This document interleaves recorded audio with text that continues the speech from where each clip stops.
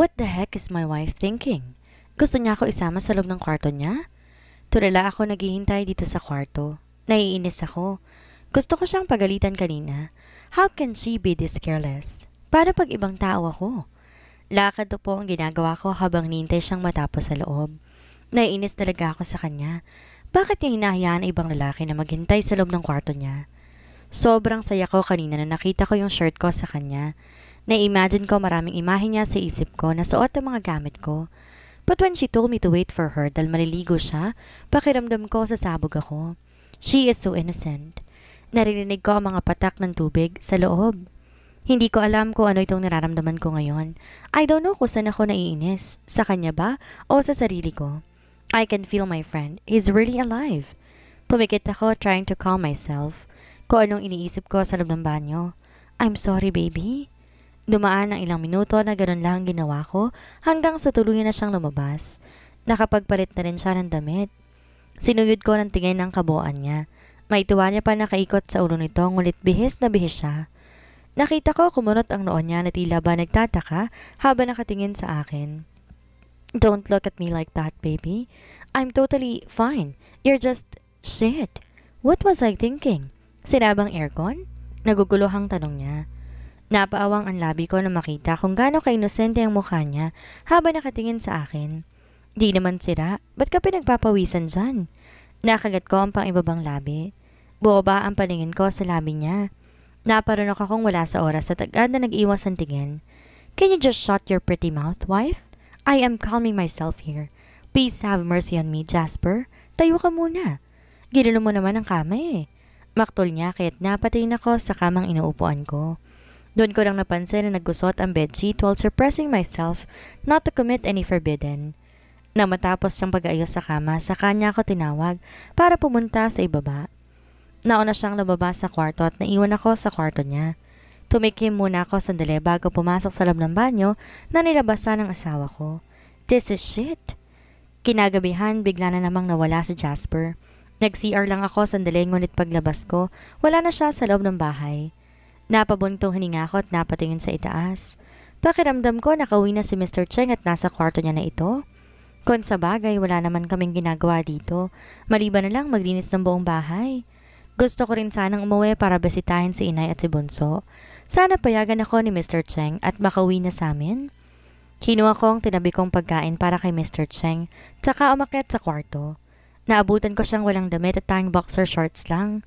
Kahapon di ko napansin ang pang-ibaba niya. Ngayon lang dahil malaki ang siwang ng pintuan, kaya kita ko ang katawan niya except ulit sa mukha. Nakatalikod kasi siya at may kinakalkal sa drawer niya. Agad akong pumasok at lumapit sa kanya. Welcome home! Nahihiya akong sabi dahil di ko naman alam ang sasabihin ko. Di ko alam kung anong ginagawa niya dahil literal na madilim na ang kwarto niya. Parang uulan kasi. Naramdaman kong natigilan siya sa ginagawa niya dahil hindi ko narinig na may kinalkal siya doon sa drawer. What did you say? Parang nanayo ang balahibo ko na marinig ang boses ni Mr. Cheng malapit sa tenga ko. Ito yung naramdaman ko nung una naming pagkikita at dito rin yon sa kwarto niya. Sabi ko, welcome home.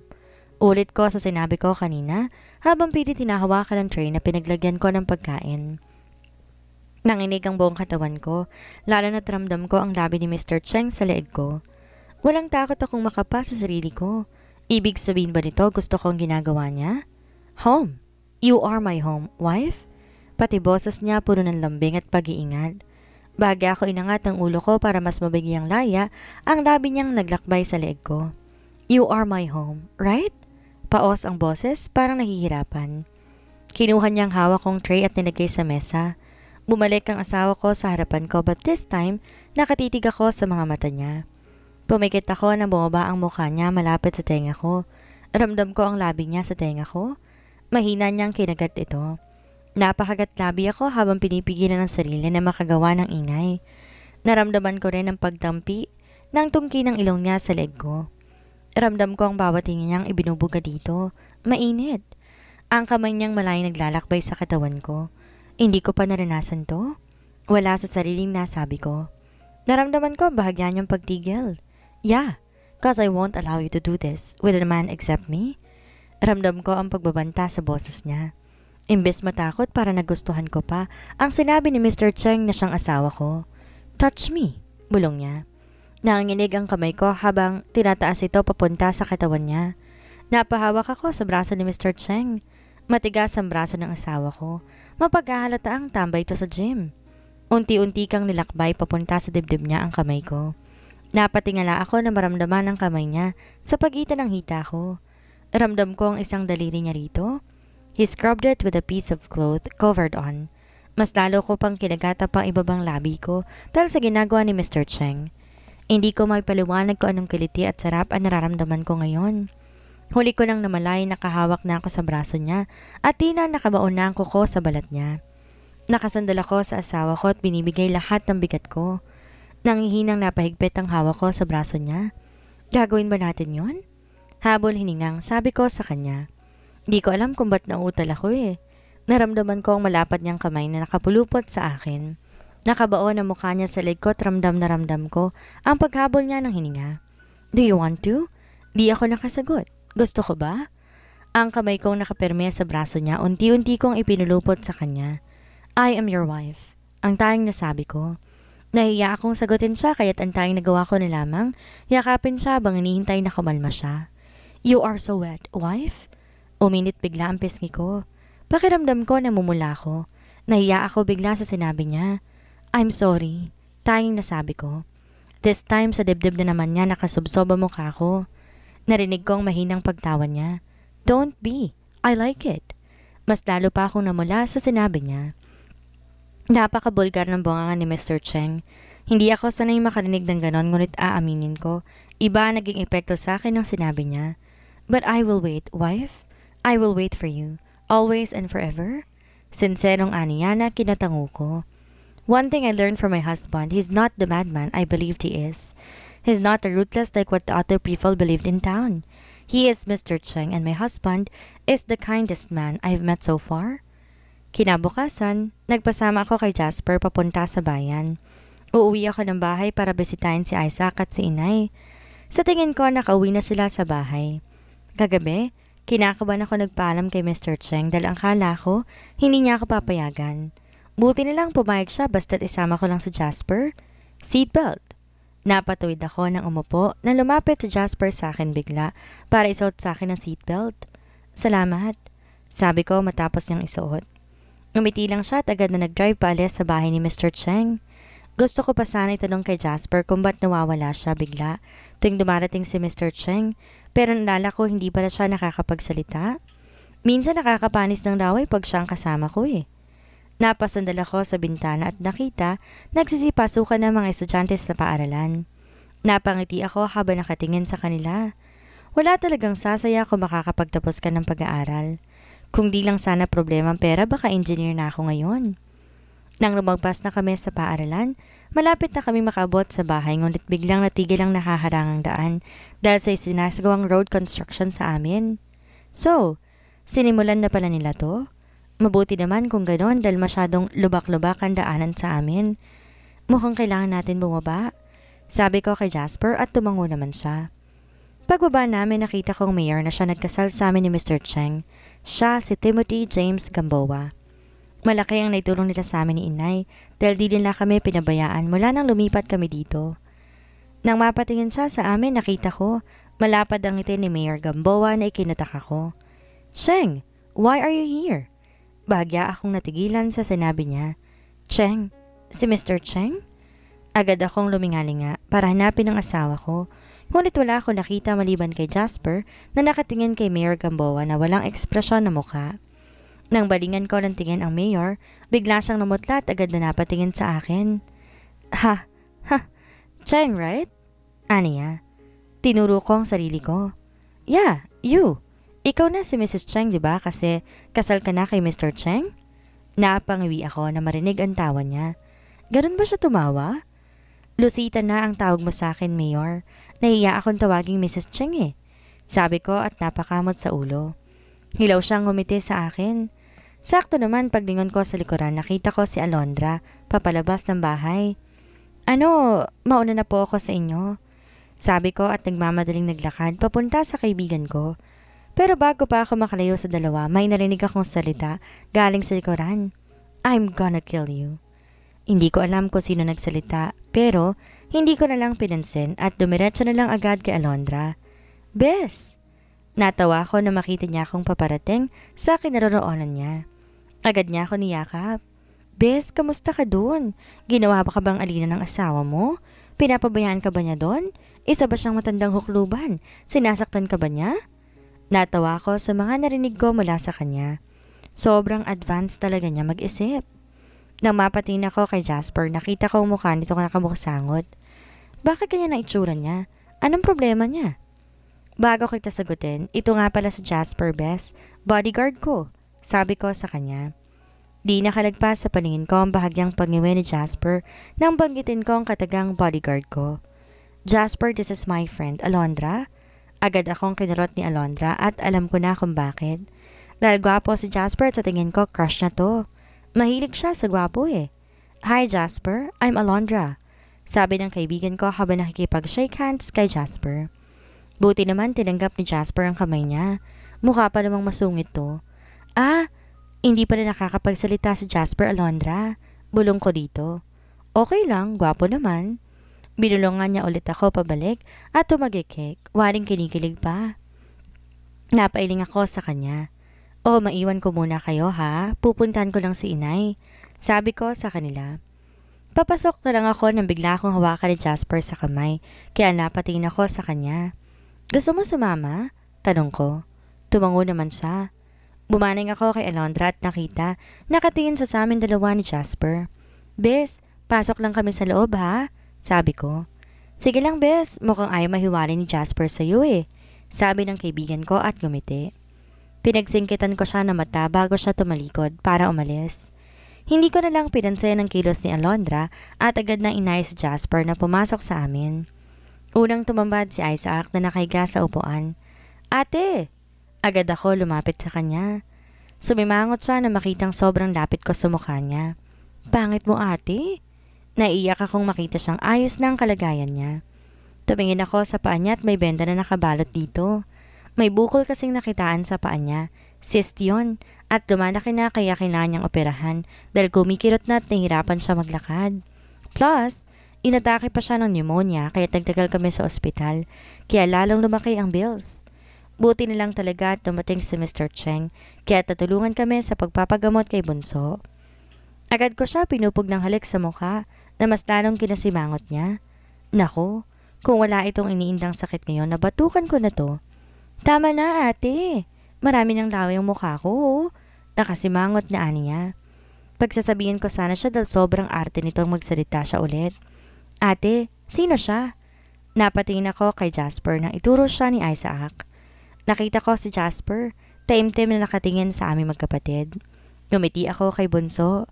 Siya si Kuya Jasper mo, Isaac, kasamahan ni ate sa work niya. Sabi ko, di ko pwedeng sabihin na bodyguard ko siya dahil di naman alam nila inay na nagpakasal ako kay Mr. Cheng. Panigurado magtataka sila kung ba't may pa-bodyguard pa ako. Naniligaw ba siya ate? Seryosong sabi ng kapatid ko. Pinagsingkitan ko siya na mata. At bakit nagtunog binata na tong bunso namin? Hindi siya naniligaw sa akin. Huwag ka nga marisyoso dyan. Nakasimangot na sabi ko. Naisip ko agad si Mr. Cheng. Kapag ito malaman niya, tiyak magagalit yon. Isaac, anak! Nanlalaki ang mata ko na marinig ang boses ni inay sa kusina. Agad akong tumayo. Puntahan ko lang si inay. Jasper, pakibantayin muna tong pasaway ah. Tumango naman siya kaya't agad akong tumayo para puntahan ng inay. Naabutan ko siya naghihiwa ng patatas.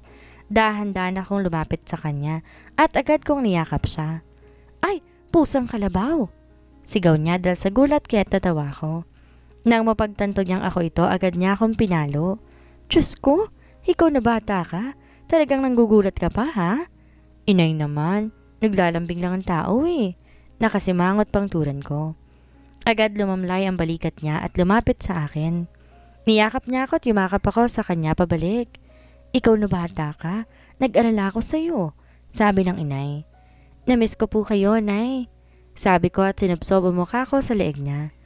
Kahit gaano kalaki at karangya ang buhay ko sa mansyon ni Mr. Cheng, wala pa ring tatalo sa buhay ko dito sa malit na bahay namin sa bayan. Dahil kasama ko ang inay at ang kapatid ko. Ate, si kuya oh! Agad ako napalayo kay inay at nagmamadaling bumalik sa sala nang marinig ang sigaw ni Isaac. Sumunod ang inay sa akin at nakita niya si Isaac na malapad nang ngumiti sa amin habang ang katabi niyang si Jasper naliligo na sa sariling pawis nito. Pakiramdam ni Lucita maiihi na si Jasper sa kinaupuan niya. Nasa sala sila. Nasa harapan ni Mr. Cheng ang ina niya na tila ini-interrogate ito habang si Isaac malapad ang ngiti at naglalaro sa cellphone na bigay ni Jasper. Kuya, ano nga ulit password nito? Tanong ng bunsong kapatid ni Lucita. Kurot noong binalingan ng tiyan ni Lucita ang bunso nila. Kailan pa sila naging close? Anito sa sarili. Nang tumingin siya kay Jasper, nakita niya ang pilit at dahan-dahan itong pangiti sa kanya na kinataka niya. Love, your brother is such a bully. Nakangusong sabi ni Mr. Cheng habang sinusulyapan si Isaac na nakahiga at nakatalikod sa kanila. Naalala pa niya ang nangyari kanina nang pumasok ang asawa niya sa kusina. Jasper's POV. Hindi niyo ako maluloko ni ate. May relasyon kayo, no? Pinagsikitan niya ako ng mata. Tumingin ako sa kusina kung saan pumasok ang asawa ko. Magsalita ka kung hindi, susuntukin kita. Napapikit ako sa sinabi niya. Kalma, he is your brother-in-law. Besides, ang bata pa niya. Bakit ayaw mo magsalita? Naghanap ako ng papel at ballpen sa bahay nila. I can't speak. Baka magsumbong siya sa ate niya. Na makakita ako ng papel at ballpen sa gilid, lalapitan ko na sana nang bigla ito magsalita. Kung hindi ka nobyo ng ate ko, edi ayos naman pala. Si Kuya Jay kasi nagpapatulong kay ate. Napatigil ako sa paghakbang nang marinig ang sinabi ni Isaac. Pakiramdam ko nang didilim ang paningin ko. What did you say? May diing tanong ko. Nang humarap ako sa kanya, nakita ko pa ang malapad ng pagkakangiti nito. So, hindi ka pipi? Napakurap-kurap ako na ilang beses sa sinabi niya. Was that a trap? So, ba't ka nagkukunwaring pipi? Kunot noong tanong niya. Kinabahan ako bigla. This kid. Kung di lang siya kapatid ng asawa ko, kanina pa ako nagmura. Hindi ako nagkukunwari. Pagde-deny ko. Sinungaling? Narinig ko kaya kanina sa labas habang kausap si Ate Alondra. Sabi ni ate hindi ka nakakapagsalita. Naparunok ako nang wala sa oras. Biglang uminit ang kapaligiran. Narinig ko rin ang tibok ng puso ko. Mas malakas pa ito kumpara sa mga panahong nasa bingit ako ng kamatayan. Oras na malaman ni Lucita na nakakapagsalita ako, tiyak magdududa siya. Baka matakot pa siyang manatili sa mansyon kasama ko. I just have her. Ayoko na mawala siya. Isusumbong kita kay ate. Lagot ka. Agad akong nataranta. Shit! Nagunahan na sa pagtulo ang pawis ko sa noo. Wait! Nanginginig ang kamay kong kinuha ang cellphone na nasa bulsa ko. I just bought this phone last week before my wife came to our house. Mukhang iba na ang magmamayari nito. I will give this phone to you. Since when na naisahan ako ng bata? Anong kapalit? Kunot noong tanong pa niya. Just don't tell your sister na nakakapagsalita ako. Sabi ko sa kanya. Akala ko aayaw siya o pag-iisipan niya pa.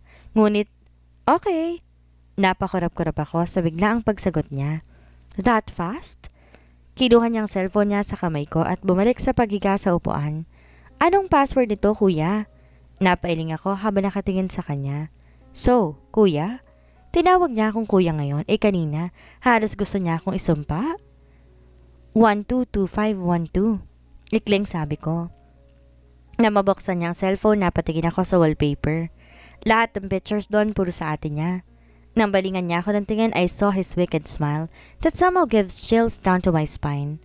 San ba ito nagmanat magkaibang ugali nila ng asawa ko? Give me that. May buburahin lang ako? Lumapit ako sa kanya para sana kunin ang cellphone at burahin ang mga litrato ng ate niya sa gallery ng ilayon nito sa akin yon. This kid? Oras na makita nila ang nasa gallery. Shit! It's my fault. Ang pabaya ko, tangina. Ayoko nga. Sandali lang. Sabi ko. Ayoko sabi. Ate! Napatigil ako nang tawagin niya si Lucita. Gusto kong magmura. Ano nangyayari dito? Dumating ang asawa ko at napatingin sa amin ng kapatid niya. Shit! Ay sorry. 122512 pala yun, sabi ni Isaac at ngumiti. That brat? Ani Mr. Cheng sa isipan niya habang nakatingin sa bayaw niya na halatang tinutukso siya. Tumikim ang ina ni Lucita kaya napatingin ulit si Jasper sa harapan. Kanina, I faced the brother, now the mother. Aniya habang nangangatog sa kaba, kaharap ang ina ng asawa niya. Hindi mo ba nililigawan ng anak ko?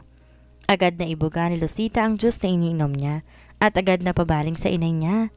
Inay naman, nakakaya kay Jasper eh. Tumingin si Lucita kay Jasper, tila humingi ng pasensya. Huwag ka magsalita, Lucita, hindi ka ang kinakausap ko. Naparunok ng laway si Jasper habang nakatingin sa matatalim na tingin ng ina ng asawa niya. Si Lucita naman namumuna na sa hiya at iniisip ang posibilidad kung paano pag nakaabot to sa asawa niya. Ang inay naman, nakakahiya. Paano pag magsumbong si Jasper kay Mr. Cheng, tiyak magagalit yun. Ani ng dalaga sa kanyang isipan habang kagatlabing pinapanalangin na tumigil ng ina niya. Ba't ayaw mo magsalita? Nay, di po nakakapagsalita si Jasper. Naagaw ang atensyon nila kay Isaac nang bigla itong tumawa habang nakatingin sa cellphone niya. Sorry people, huwag niyo akong pansinin dito ha, may naisip lang akong kakatawa. Sabi pa nito. That brat is obviously teasing me. Giit ni Mr. Cheng habang pawisang nakangiti sa ina ni Lucita. Ganun ba? Nakakaawa ka naman. Hindi ka ba talaga maniligaw ng anak ko? Tumango si Jasper. So hindi ka niya nobyo? Tumango ulit ito. Wala ba silang kaide-ideya na kasal na ang anak nila? Mga tanong na naglalaro sa isipan ni Mr. Cheng. Mabuti naman kung ganun. Ayoko pa kasing magnobyo o mag-asawa tong anak ko dahil gusto ko makatapos muna siya ng pag-aaral niya sa kolehiyo. Tumingin si Jasper kay Lucita at nakita na kayo ko ang asawa niya. So wala nga silang alam na kasal na kami ng anak nila. Inay, ano po? Hindi na po kami magtatagal ni Jasper dito. Kailangan po kasi namin bumalik sa trabaho eh. Dadalaw na lang po ako sa Sabado. Pagdadahilan ni Lucita sa inay niya dahil gusto niya makausap si Jasper. Ganun ba? Sige, mag-iingat kayo. Nang balingan niya ng tingin ng kapatid, agad nang umitito sa kanya. Ibalik mo na yan kay Kuya Jasper mo. Hindi na ate. Bigyan niya to sa akin kasi good boy daw ako. Kumunot ang noon ni Jasper dahil wala naman siyang sinabing ganon kay Isaac. Ngunit nang lingunin siya ng asawa niya, agad tong ngumiti ulit. O diba ate? Ingat kayo, sabi nito. Sinamaan ni Mr. Cheng ng tingin si Isaac nang ngitian siya nito, ngunit binilatan lang siya ng bata. Inihatid naman sila ng inay ni Lucita sa labas. Nauna na si Mr. Cheng sa kotse at inihintay ang asawa niya nakikipag-usap pa sa ina nito. Cheng, I am so sorry. Sabi ni Timothy sa kaibigan dahil muntik na tong madulas kanina. Sa sunod na tayo mag-usap. Brute? Sagot nito. What happened? Sasagot pa sana si Mr. Cheng nang bigla siyang tawagin ng asawa niya. Jasper! Sabay silang napalingon ni Timothy James kay Lucita. Malapad nang umiti ulit ito dito. Mrs. Cheng, uuwi na kayo? Napangiwi si Lucita nang marinig ang sinabi ng alkalde. Opo, Mayor, mauna na kami. Namakasakay ang dalawa sa loob ng kotse, agad dinarap ni Lucita ang asawa niya. Jasper, ano? Pwede bang ilihim mo muna kay Mr. Cheng ang nangyari ngayon? Kinakabang sabi nito sa asawa niya. Di kasi alam ni inay na kasal na ako eh. Kasi kung malaman niya, alam ko, hindi siya papayag na gawin ko yun. Masyadong sagradong kasal kay inay, kaya't ayaw niyang tinitake ang pagkikipagrelasyon at kasal na parang wala lang. Nakatungong sabi ni Lucita kay Jasper na nasa daan lamang ang tingin. He will understand if you tell him about this. I will understand, baby. Maiintindihan ko kasi iintindihan ko. Lahat na may kinalaman sa'yo gusto kong malaman. If you ask me to keep my mouth shut para hindi ko malaman ang nangyari, it is beyond pain. It feels like betrayal on my part. I am your husband. Kasal ka sa akin. I should know whatever happened to you. Just don't lie to me. Mga gustong sabihin ni Mr. Cheng na dinaan na lang niya sa malaking mabuntong hininga at pinaandar ang sasakyan paalis. Hanggang kailan kaya may tatago ni Jasper kay Lucita na siya at si Jasper ay isang tao lamang? Yan ang ating aalamin sa susunod nating kabanata.